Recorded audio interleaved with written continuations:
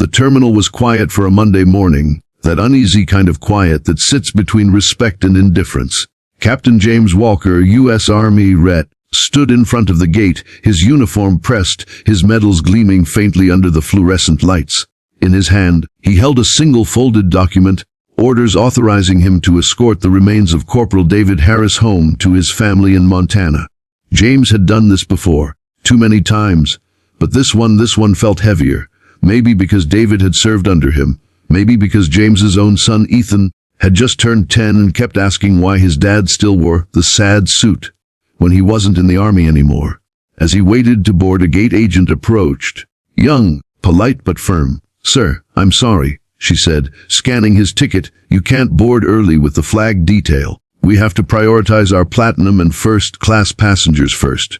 James blinked. "Mom, I'm escorting a fallen soldier. He's in the cargo hold." Her smile faltered. "I understand, sir, but rules are rules. You'll need to wait for your group." Passengers shuffled behind him. A businessman sighed loudly. A woman with a stroller looked uncomfortable. James's jaw tightened, not out of anger, out of disbelief. He could have argued. He could have pulled rank, flashed credentials, made a scene. But instead, he looked past the agent, toward the window, where he could see the container draped with the stars and stripes being lifted carefully onto the plane. He took a breath. "Then I'll wait," he said quietly. But just as he turned away, a voice from behind cut through the noise. "Wait. He's escorting a soldier." A middle-aged woman stood up from her seat in the waiting area. Her husband, a burly man with a Marine Corps tattoo, stood too. "You're really gonna make him wait," he said loud enough for everyone to hear. The gate agent looked flustered. "Sir, I'm just following procedure." That's when the businessman who had been sighing moments ago stood up, shaking his head.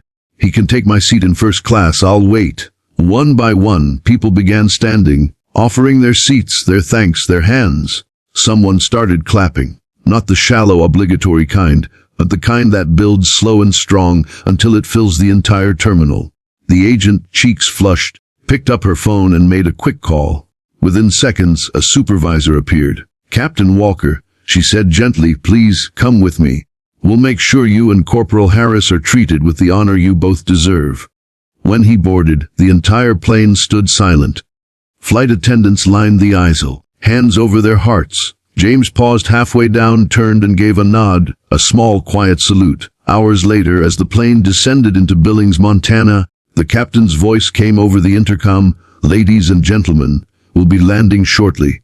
We ask that you remain seated after arrival. We have a military escort on board accompanying a fallen hero home. Please allow him to disembark first." No one moved, no one breathed.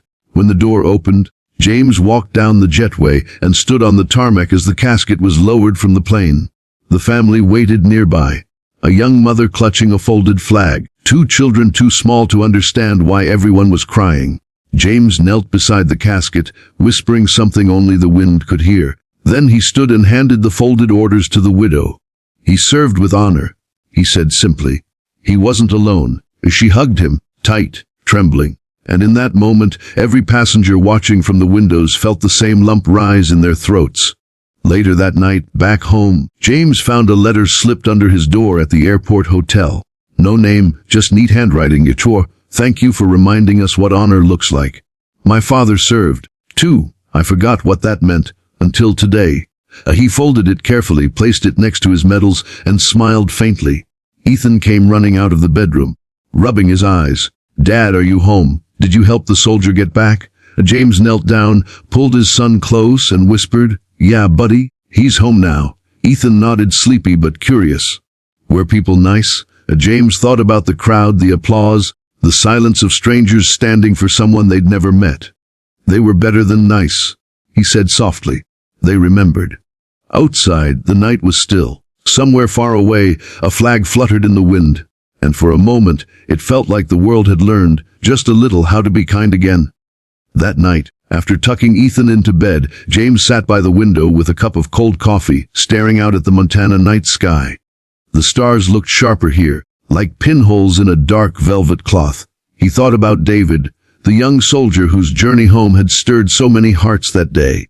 He remembered the laughter in David's voice during deployment, the way he used to sing old country songs off key to keep morale up. The memory made James smile then ache. His phone buzzed. It was a message from an unknown number.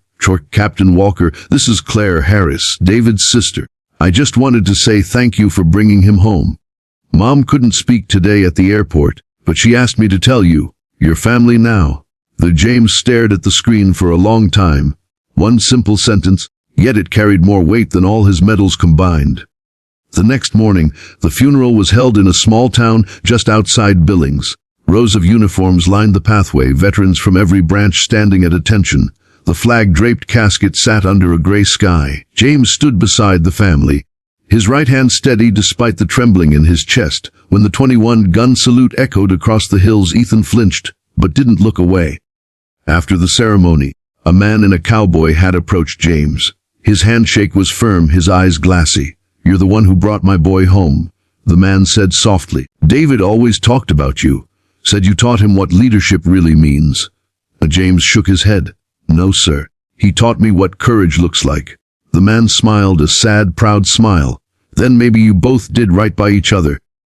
That evening, as James and Ethan packed up to return home, the hotel clerk, a young woman with tired eyes and a name tag that read Amber, stopped him at the front desk. Sir, she said quietly, I saw the news story about what happened at the airport. You probably don't remember me, but I was working that gate last year when my brother came home from Afghanistan.